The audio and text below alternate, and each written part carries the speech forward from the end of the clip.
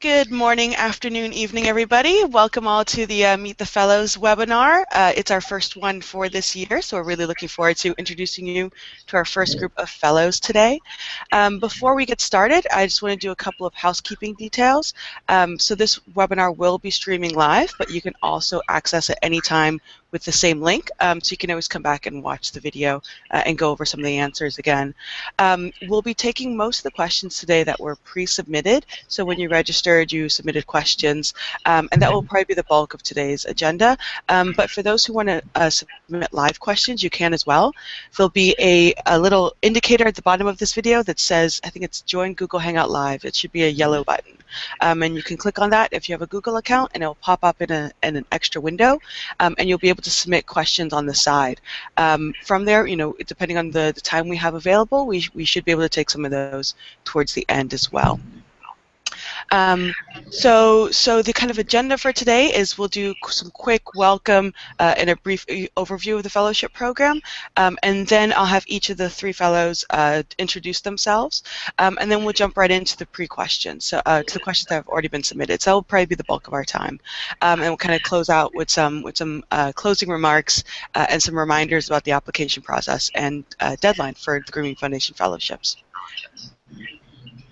So by way of kind of general introduction about the fellowships, most of you already know since you've signed up for this, but this is the third year that we're doing Grooming Foundation fellowships. These are one-year stipended placements in the field, mainly with Grooming Foundation, though we also have fellows in some social enterprises. The majority of our fellowships are actually based in sub-Saharan Africa, mainly in Uganda, and we'll have some in Ghana as well. But we also have fellows like Naomi, who will be joining us shortly, who's based in Colombia, and fellows that are based in Asia as well. Nice, Naomi. Excellent.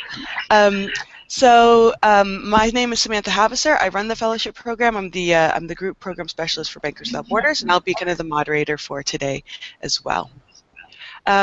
So without further ado, I'll allow the fellows to actually introduce themselves. Everyone kind of give yourself, where you come from originally, and what your fellowship placement is this year, and then we'll dive into some of the deeper questions. So let's start with, we'll start with Smitha. Hi, I'm Smitha. I'm the Africa Mobile for Development fellow based here in Kampala, Uganda. And I'm originally from Raleigh, North Carolina, but moved to Uganda from Seattle, Washington. Fantastic. And what do you do basically in as part of the mobile fellow? So I work with all of our offices in Africa, so in Ghana, Kenya, Uganda, for any strategy projects related to scaling our mobile initiatives. Fantastic. And Neil? Hi, my name is Neil. So I'm born in England, grew up mainly in Germany, but also spent quite a few years in France when I was a small kid. So I apologize in advance to anyone who might struggle with my slightly weird accent. I've got a mixed background from working in transaction services and audit at PricewaterhouseCoopers to management consulting, and then finally, the last years after doing an MBA program, I was working on the strategy team for Target Australia. I'm the Strategic Partnerships and Commercialization Strategy Fellow, and based out of the office in Kampala, just like Smitha. As my title explains quite well, my main work focus is on identifying and designing innovative strategic partnerships that have the potential to have major impact on the lives of the poor, and that are also sustainable as far as possible. So one big aspect of my job is to think about how we, in collaboration with private sector partners, besides non-profit partners, can build a business case around our current solutions and potential solutions of the future. Fantastic. Thank you, Neil. And Naomi? Hi. So I am also English. I also spent some time in France. Not in Germany though, so it's not as fun. I'm working as a data analyst in Colombia at the moment. So basically, since I began, I've done some tidbits of other things around trying to help with the kind of impact evaluation framework. But generally, what I'm doing is managing the. Naomi, sorry, could you speak up just a bit? Your voice is a bit faint. Yes. So. What I'm mainly doing is managing the progress of the policy report for Latin America. That's basically what I've been working on for the past 5 months. The deadline's today, actually, so soon it will all be over. Prior to this, I did an MPA, and prior to that, a degree in economics. Fantastic. Well, thank you all for taking the time to take the questions of our potential candidates today. So we'll go ahead and dive right in. So the first question we have, and you've all kind of started to touch on this when talking about your work, which was, what are some of the specific responsibilities, duties as a fellow? And kind of more broadly, how do you describe an average week? Although I can imagine there's no such thing as an average week in Grameen Foundation, but how would you go about describing generally what you've been taking care of so far, and what your schedule usually looks like 6 months that you've had your fellowship so far? So we can do the same order again. We can start with Smitha. Great. So I work on a variety of projects, so I think my day-to-day schedule really varies. If I take one of the projects, the one that I worked in Ghana, it consisted of essentially meetings with, so I was conducting a landscape assessment to see what kind of product we should be offering.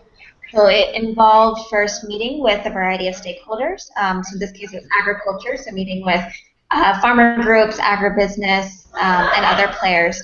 And then coming back and kind of synthesizing everything that I've learned and that I've heard to come up with, what should we focus on, what should we do? And then a lot of Skype calls with our leaders around the world. So Grameen is very global. So speaking with my boss here in Uganda, as well as individuals in the US and in other of our African offices, and getting their feedback, synthesizing their feedback, and then for the next day kind of coming up with, okay, so what does this mean for us? So it's a lot of meetings, Skype calls, and then a lot of thinking as well in terms of really where we should go. Fantastic. Neil? Well, now Smitha spoke so much about the tasks that she's up to. Maybe I'll try giving you an idea of what sort of an average workday looks like for me. So typically I arrive in the office here sort of 8:30 to 9 in the morning, I would say. I turn my computer on and I jump into all my emails, and you get quite a few emails here at Grameen Foundation. So typically you spend the first half an hour just plodding through your emails and sort of catching up with the progress of some of the projects I'm working on, while at the same time enjoying a big mug of delicious Ugandan coffee here in the office.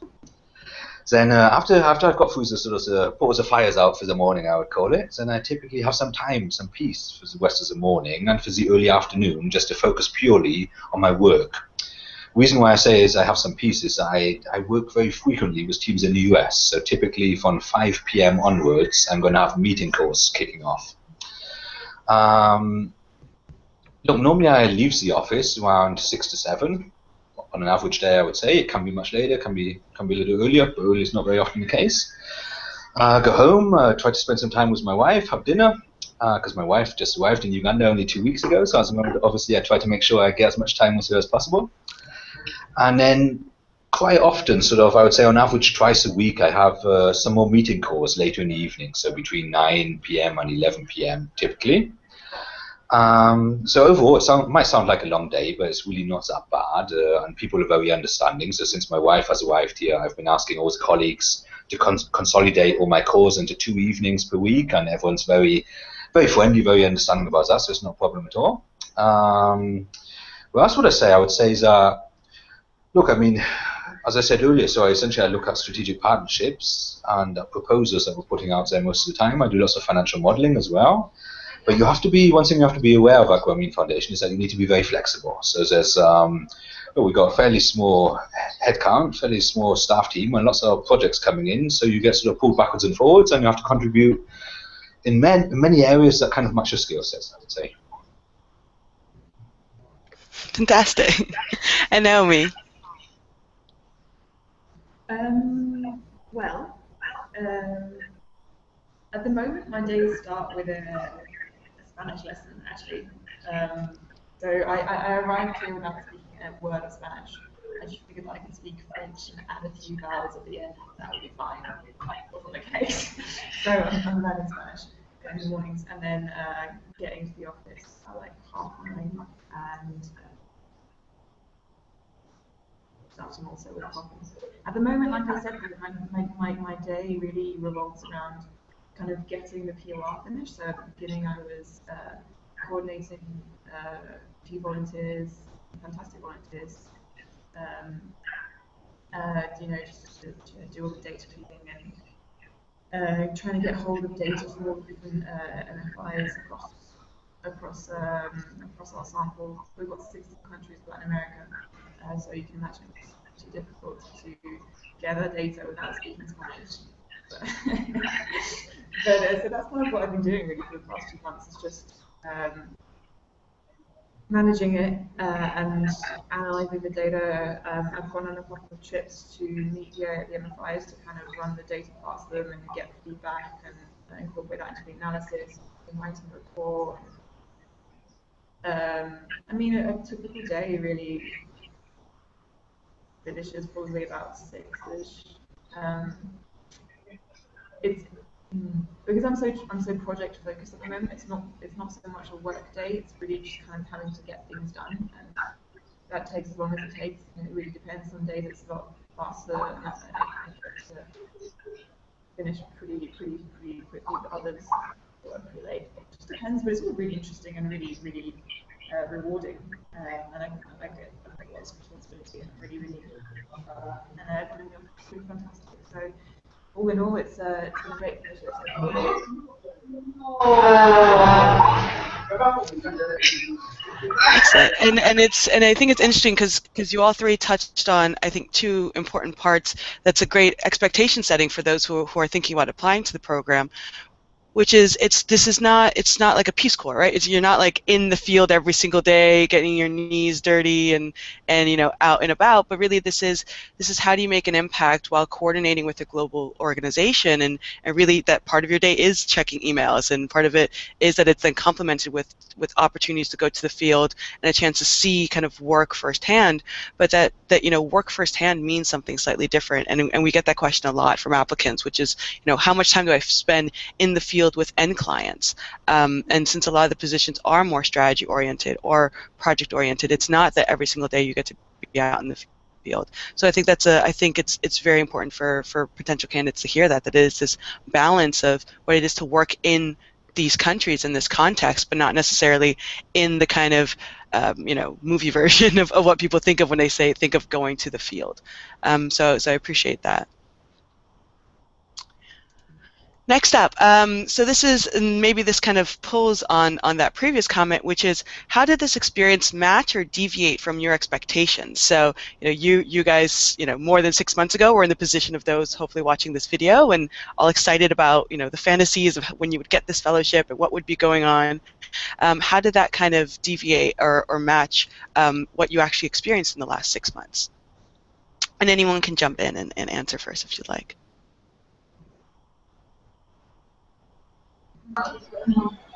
I can go first on that one if nobody else wants to. Yeah, look, so essentially why did I join Grameen Foundation? I kind of came because I was looking for some meaningful challenges. I was looking for a steep learning curve, so to get my head around lots of non-profit challenges, and especially related to development challenges here in Africa, to get up to speed for a potential career move into the non-profit sector afterwards. And I can only say that's what I've received so far. So my expectations in that sense have been fully met. I was potentially a little naive based on the topic you just touched. So I think I kind of expected to be out in the field more.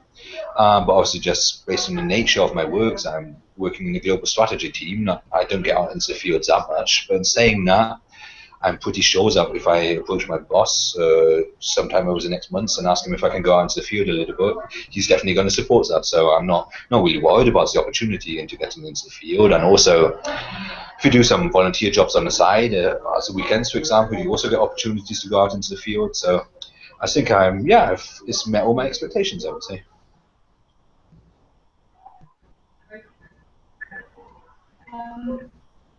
Yeah, so I'm not 100% sure what my expectations were to begin with. Certainly, I didn't actually expect to be in the field meeting beneficiaries, to be honest. I kind of saw it more as kind of data analysis job, just based in Colombia, where I had access to some like fantastic primary data and like meet like the MFIs, but I knew that I would never really be able to go and meet all the PPI users. I think it's because it's quite different. Whereas perhaps other people are working on like projects focused in different areas. Like the PPI is something which is nationwide, and I can't meet everyone that uses the PPI. So in that sense, it's I was expecting this, but I think I am going to have the chance to go into the field. Like I mean, I don't probably like other offices. If you express will to go into the field, then I'm more than happy to kind of help you out and make that happen. So once I get this project done, I'm certainly going to go into the field and start meeting some of the participants in the other projects that we're running in the office, which will be really, really interesting. In terms of if it's what I expected, to be honest, I didn't expect to have this much responsibility. I'm basically managing this entire project, and I've got some help, but in the office, my boss is based in DC. Yeah, I've got a lot of responsibility, and it's great. I'm really enjoying it. I'm loving having this level of all the ability to kind of take it wherever I think it should go. It's quite rewarding, and also obviously I'm very pleased with the amount of data that I have to work with. Yeah, no. So all in all, it's. I can't quite remember what I expected, but I feel like it surpassed that anyway. It's a great quote. How about you, Smitha? So I couldn't hear Naomi at all, so I apologize if I'm repeating anything. But I actually had no idea what to expect, to be honest. I knew I come from a strategy background, and I knew that I'd be doing something strategy related. So, like Neil said, I knew I would most of the time. And I think one thing that did surprise me, though, was the extent of that. I did think that I would spend more time in the field, but most of the time I am in the office. And like Neil said, I think it's something that I can always bring up with my boss and discuss to get more opportunities. Another thing that really exceeded my expectations was the amount of autonomy that you get here and the amount of independence.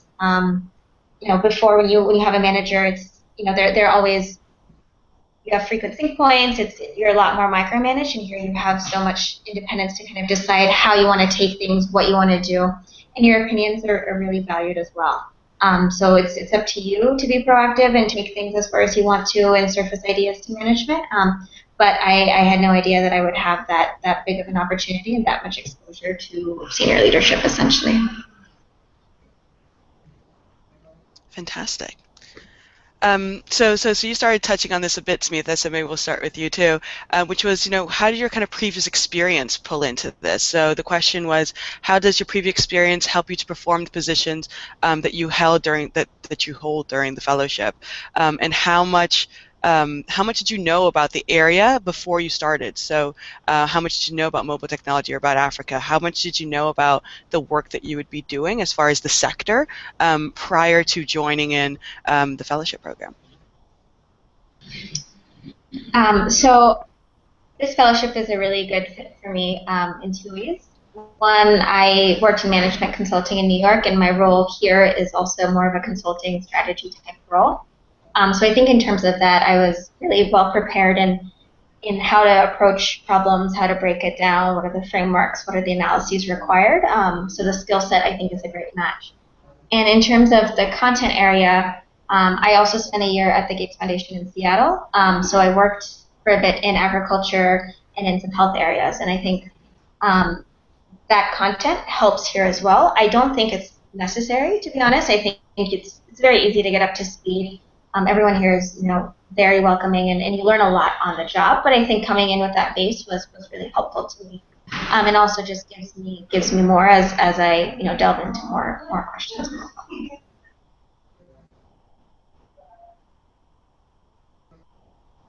How about you, Neil? Look, when I first joined, was it Neil or Naomi? I thought Sorry. no, sorry. Oh, I just realized I called Naomi Neo, so Neil was what I said, but I can see why Naomi moved forward. Sorry, Naomi. You want to go first, Naomi? Yeah, no, Neil, go ahead. Okay.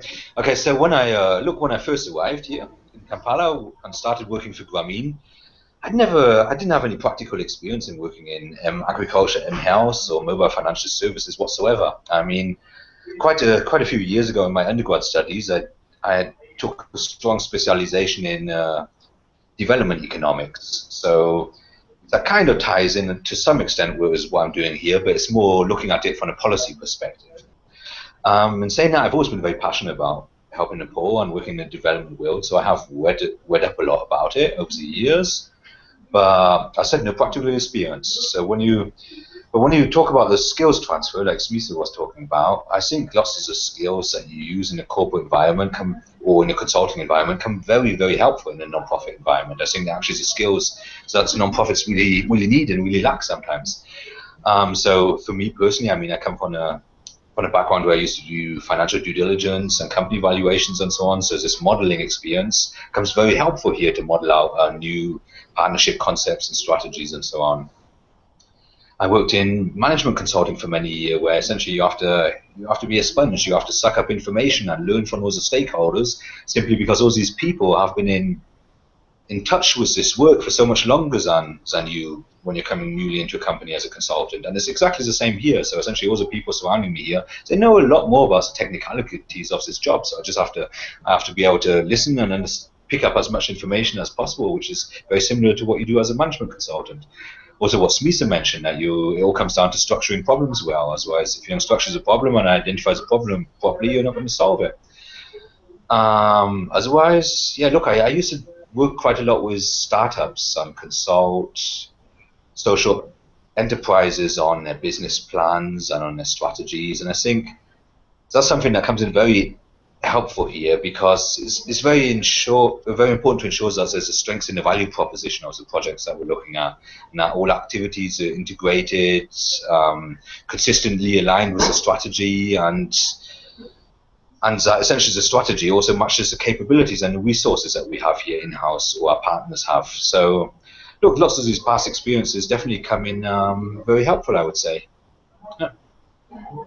Fantastic. And Naomi, before you start, you are still a little bit faint, so if you could just speak up some more, I think that'd be really helpful. All right. So, I guess I've got quite a lot of experience in data analysis, and that is kind of the main thing I was brought here for.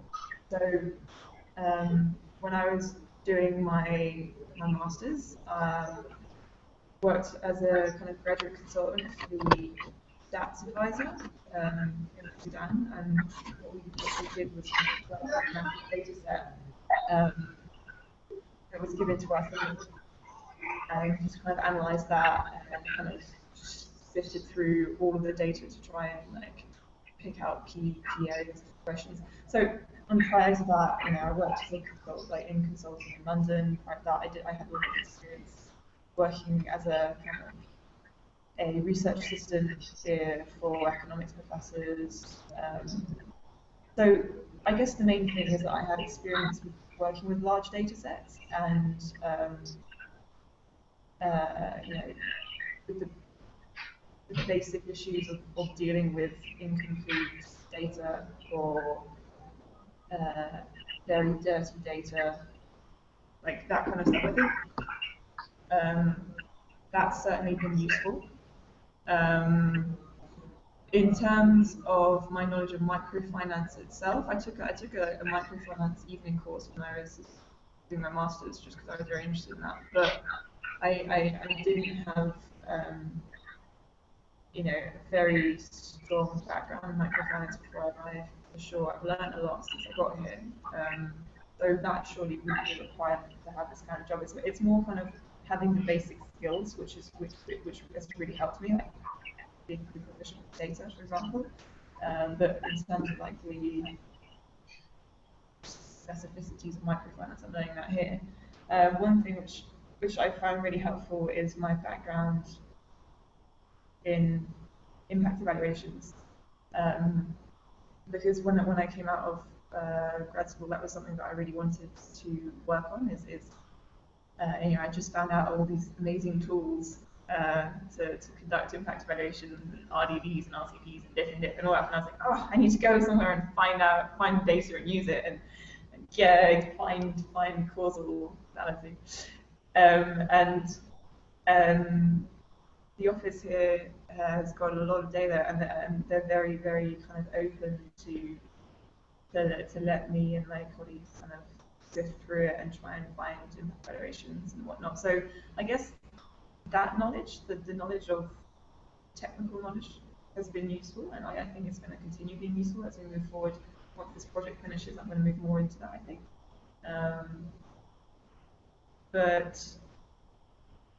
I don't have, like, in terms of people who are thinking of applying, like, I'm really I'm a novice. Like, I know about it generally, but I'm not any. I don't know. I'm nowhere near any kind of expert level on anything really. So I would say if you're interested in this and you want to kind of start applying these academic tools which you've learned about in grad school, this is kind of a great place to start, and it's kind of a very nurturing environment with very supportive of these kind of initiatives.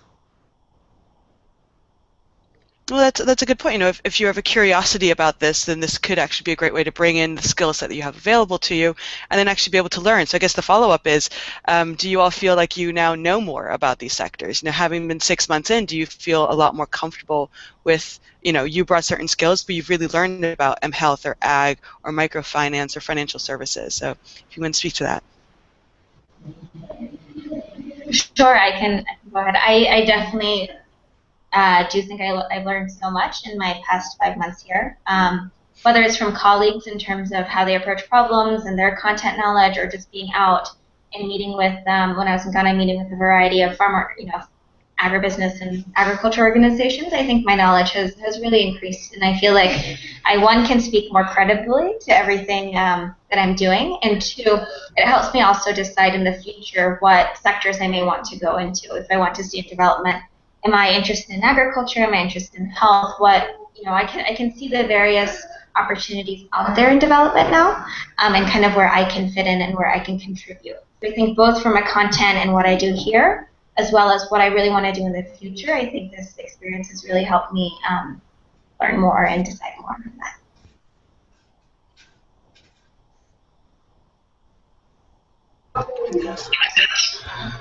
Yeah, look, I would agree with that. I mean, the learning curve is very steep here, especially if you've never worked in a non-profit background before and you've never worked in agriculture, health, or financial services. You just learn a lot in the first couple of months simply by reading the past learnings of Grameen Foundation, essentially. So you've got a huge wealth of knowledge here that you can just suck up, and I think it's very, very, very interesting to get your head around, and it's whatever you want to do in your career later on. I think it's going to help you, because even if you go back to corporate, it'll give you like a different twist in thinking about problems. I think if you stay in a non-profit landscape, it's the basics that you need to know. Look, I think personally, you develop a lot as well. I would just claim that if you go abroad and you go out of your comfort zone, like when you come here to Uganda, you're always going to be enriched. Your personality is going to be enriched by that, and so I'd say it's a very good experience for anybody. Yeah.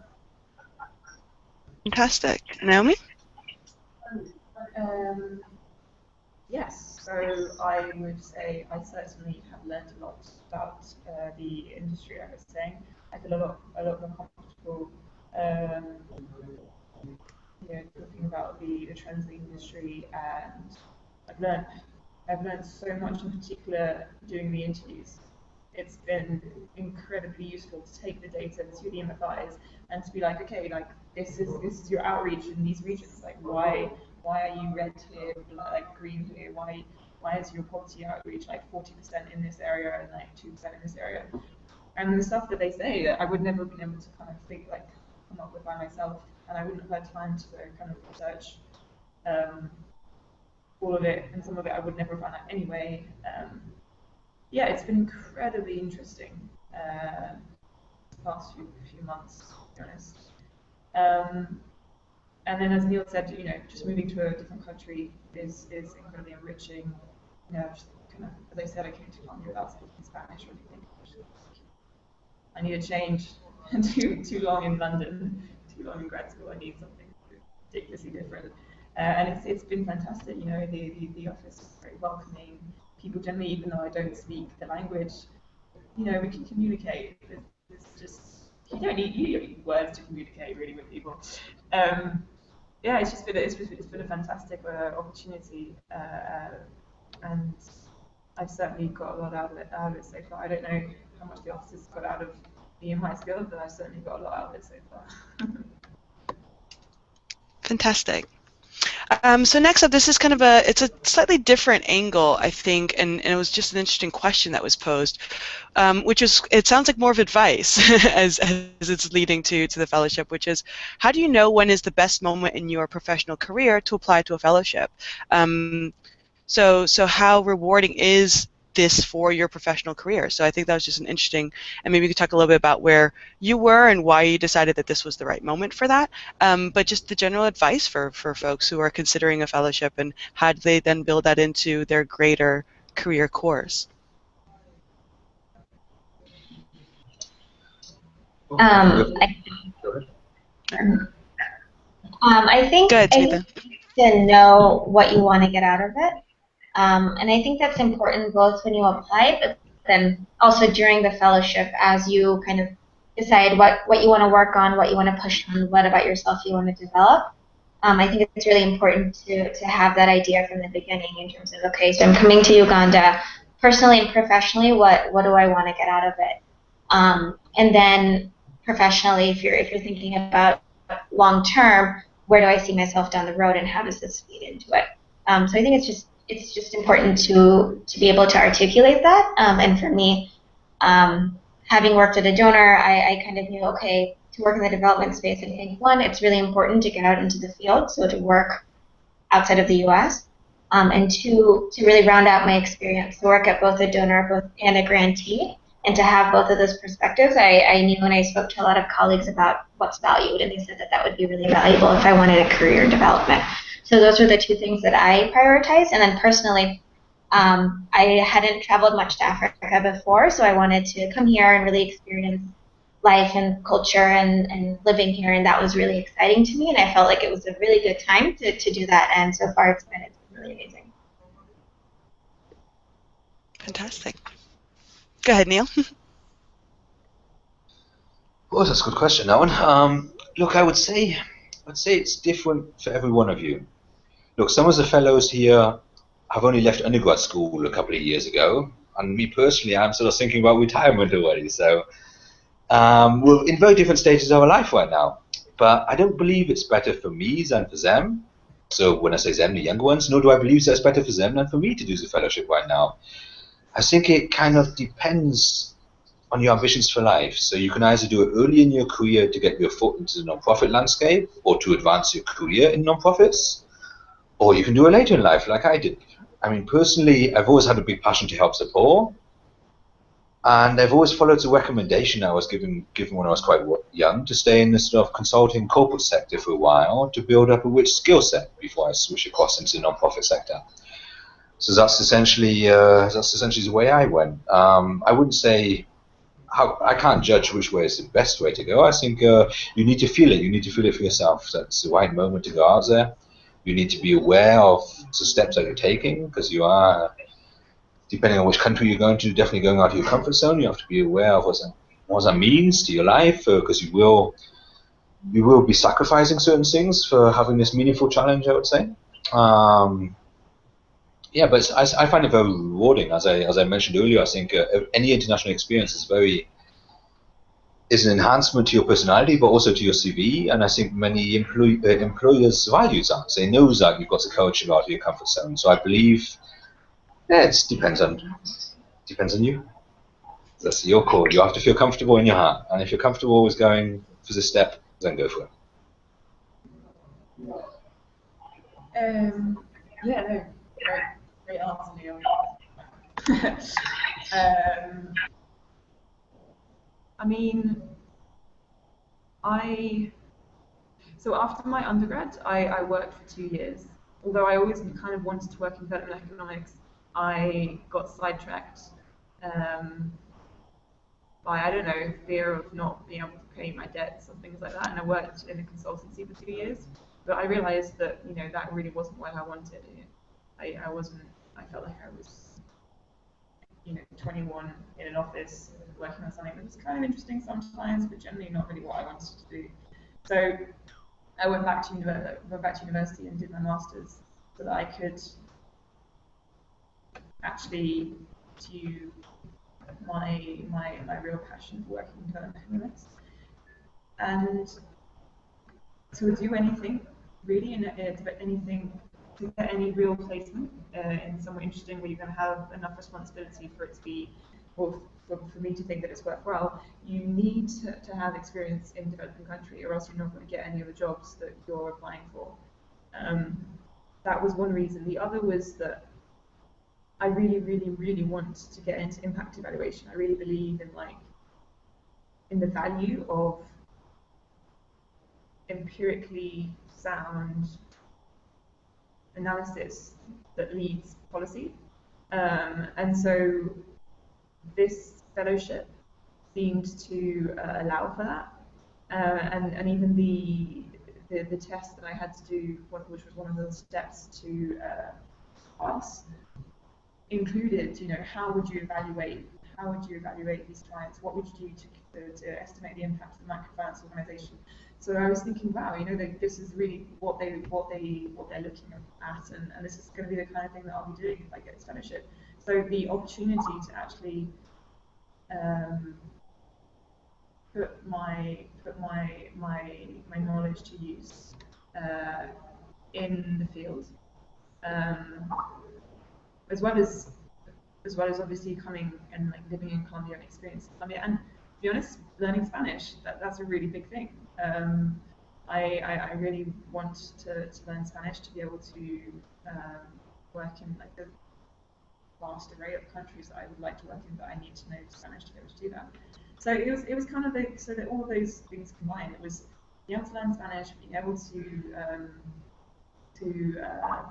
undertake impact evaluations, and just getting the experience of living in a developed country, which I could put on my CV to then be able to apply for yeah. And it's interesting as well because as we mentioned before, you guys are the second class of fellows, right? So we're still really learning about what it is that is the profile that is attracted to these fellowships. Which ones are the profiles that really get accepted into the fellowship, and these are a lot of the questions that I think candidates are thinking about. And one of the questions we constantly get is, what is the typical profile of a fellow? Where are they in their careers? What are their ambitions? And I think as you three articulated, and as we've seen from the first class as well, it is very varied, and people come to the fellowship with very different personal and professional ambitions. But there is both that different drives to get here, but also that people get what they want out of it as well. And we've seen a lot of, we just did a check-in with our past fellows, and they all have they've talked about having more legitimacy in the fields that they're working in. They talked about having just exposure to, international business, and that being able to then reshape the way that they're working as a headquarters staff when they're coordinating with countries or with offices that are in the field. So it is a very interesting dynamic, and from my perspective, I'm glad everyone else says it, because I always have to tell candidates, there is no typical profile. There is no, these are the 3 reasons why people join. Everyone really does it for very unique reasons, but so far we've seen everyone's been able to have those reasons satisfied in their year on board. So I hope that's encouraging to those who are looking to apply, that it's vague, but it works out in the end. So we have a couple more questions and about 20 minutes left. I just want to do that quick time check. So can you speak to some of the personal qualities you think are most important for success in this role? So several of you have kind of touched on these before, right? The need for flexibility and having late night phone calls, and also this kind of this endurance to learn, and this fascination, the sponge-like quality to kind of absorb all this information that you don't necessarily know beforehand. but what have been some of the other kind of personal attributes that you think really make people successful as both fellows, but also fellows within Grameen Foundation?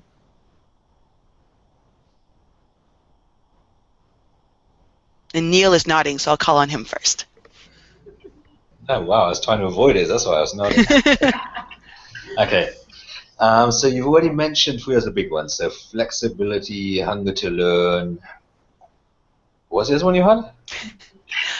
Probably resilience is probably one that I would usually list on That's there. one, isn't it? So there you go. Well, let's start off with the most important one, I believe. It's a bit, obviously, it's very subjective. I would say the most important personal qualities that you need to have is a passion to help the poor. If you've got a passion to help the poor, you're going to show us this special commitment that really drives you, that really motivates you to perform excellent work.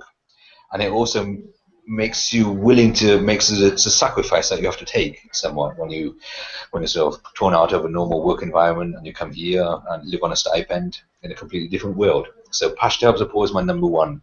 Number two, I would say people skills. I mean, you're constantly interacting with people, you're working in teams very frequently, so I think people skills is a big one.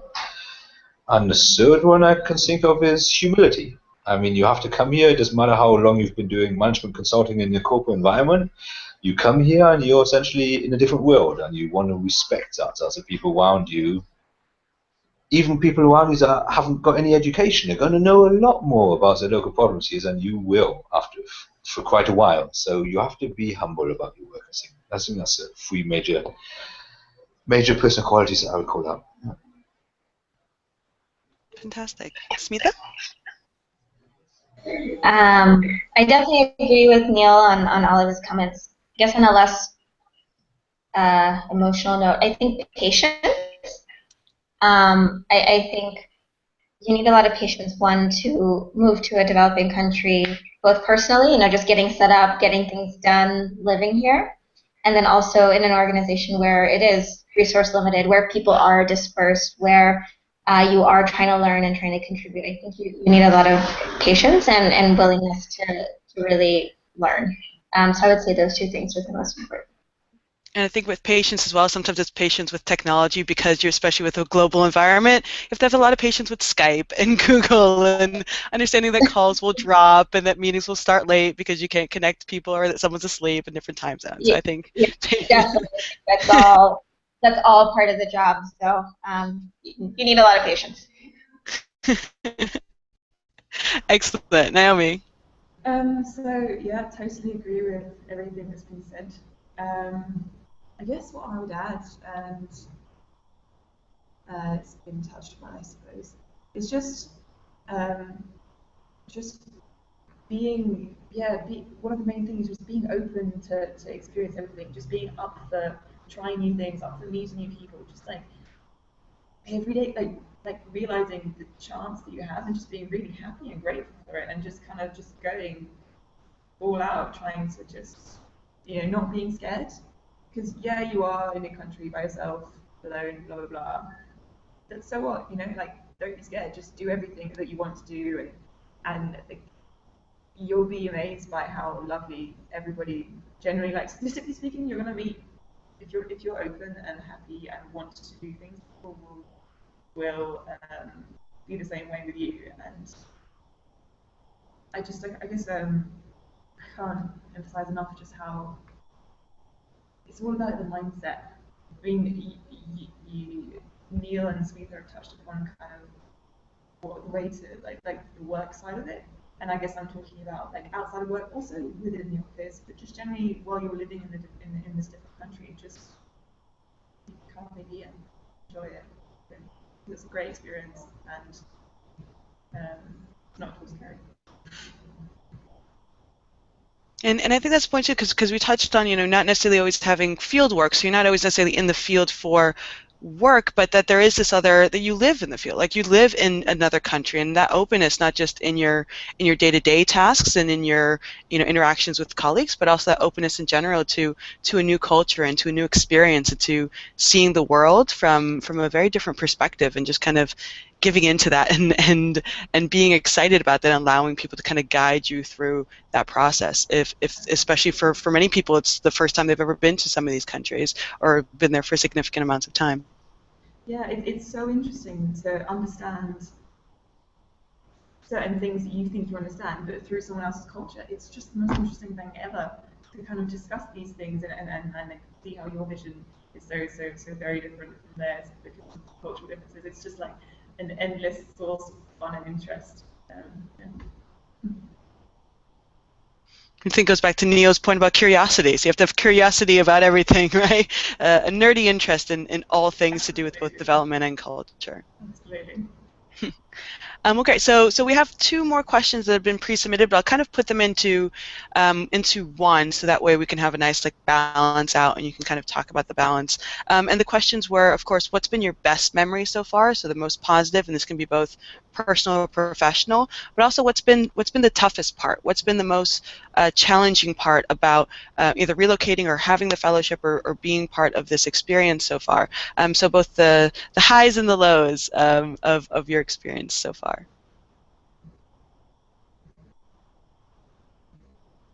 Any takers for the first one to go? It's always a difficult question. I think the best one is always difficult too, because as soon as you say it, it's like when people ask for your favorite movie, and all of a sudden you're thinking about, do I love all these other movies more? And then you've now judged all your memories and put it out on YouTube that this was your favorite part so far. So no pressure, no pressure.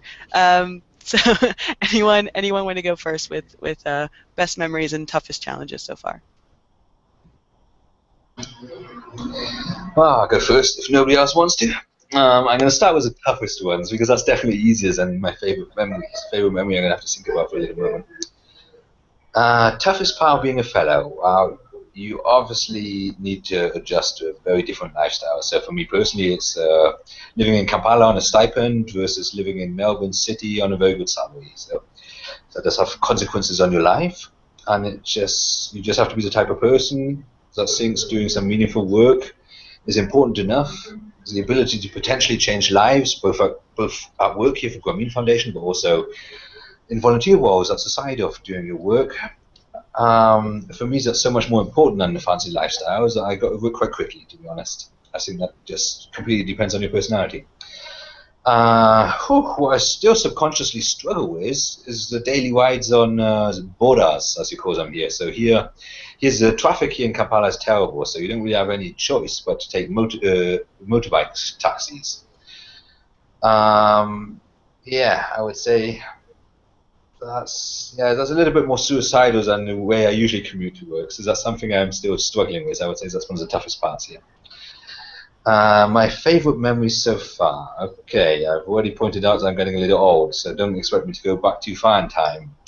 So I'm going to talk about something that isn't long ago. Actually, it happened just yesterday, but still, I think half a year down the track, it might still be one of my favorite memories. So yesterday it was announced that one of the directors here in the Kampala office has resigned, and his new position is vacant. Typically, you see that these fairly senior positions are vacated by expats that come in.